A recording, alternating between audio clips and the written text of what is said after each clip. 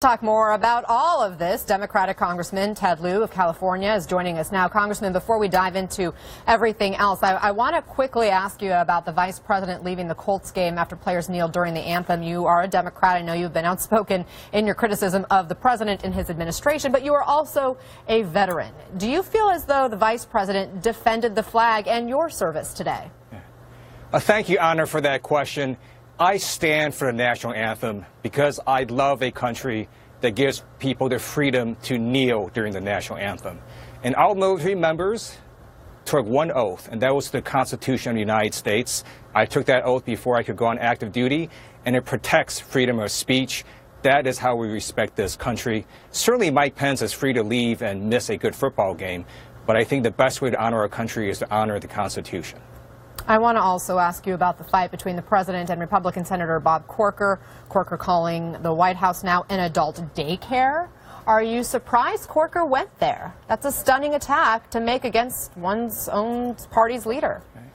Senator Corker's response to Donald Trump today highlights why the Republicans have been unable to pass any significant legislation this year. Donald Trump is a weak president with low approval ratings who does not command respect on Capitol Hill. As a result, Trump can't deliver the votes when he needs it. And to make matters worse, Donald Trump is not trying to build relationships. He lashes out and insults members of Congress. And keep in mind, Trump's deficit exploding tax plan can only lose 3 Republican Senate votes before it dies. So you're saying he needs Corker. He should be buttering him up, not offending him? That is correct. I'm sure Senator John McCain did not forget the insults that Trump leveled at him. I'm sure Corker is not going to forget the insults that Trump leveled at him today. And he needs all his votes, the president does, if he wants to pass any partisan legislation. One could argue Corker has nothing to lose. He is not going to run for re-election, so he doesn't have to necessarily play that political game. But do you think Corker is saying what other Republican lawmakers are thinking? Oh, absolutely. I wish I could replay what people tell me on the floor from my colleagues across the aisle. I can't do that, but they are similar to Senator Corker. I can just say this. The president is not respected by many members of Congress. You're seeing that play out in terms of failed legislation, and you see that played out when the president goes after and singles out individual members of Congress and attacks them. That's not how you build relationships. Today is the 1-week anniversary of the Las Vegas shooting. We just had another hurricane hit the U.S. overnight. We know Puerto Rico is still devastated and dealing with a humanitarian crisis. Why do you think the president chose this morning to start tweeting about Senator Corker? You're asking me to explain how the president thinks. I have no idea. I can't do that. But I know this is indicative of a lack of priorities. Keep in mind, when Puerto Rico was struck by the massive hurricane, Donald Trump was tweeting about the NFL. And his response to Puerto Rico was late and it was inadequate. And now they're playing catch up. You see that happening right now. We've got North Korea, a major threat. And you've got the president talking about Senator Corker and then publicly undercutting Rex Tillerson on Twitter.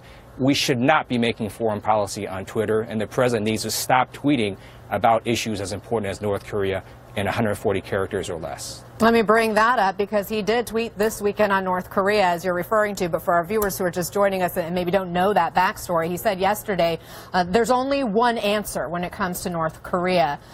You, I know, are a member of the Foreign Relations or Foreign Affairs Committee. Is he right when he says diplomacy is a lost cause, considering it has done little, it seems, to stop the North's nuclear program? The president needs to exhaust all options before even talking about war. I served on active duty at Anderson Air Force Base in Guam. I was under U.S. Pacific Air Forces. There's always a series of different military exercises, much of it directed against North Korea, and the U.S. has 0 good military options. Every scenario could go to escalation, and estimates are that as many as 2.1 million people could die, 7.7 million injured, including hundreds of thousands of Americans. That's why we need to focus on diplomacy and economic sanctions before looking at the dark and bloody path of war. Is there anything Congress can do to prevent war with North Korea? I've introduced legislation with Senator Ed Markey that restricts the president's ability to launch a nuclear first strike without first getting congressional approval. I think Congress also needs to have a debate about an authorization for the use of military force, because under the Constitution, the president cannot go to war with North Korea without first getting congressional approval. Congressman Ted Lieu, thank you so much for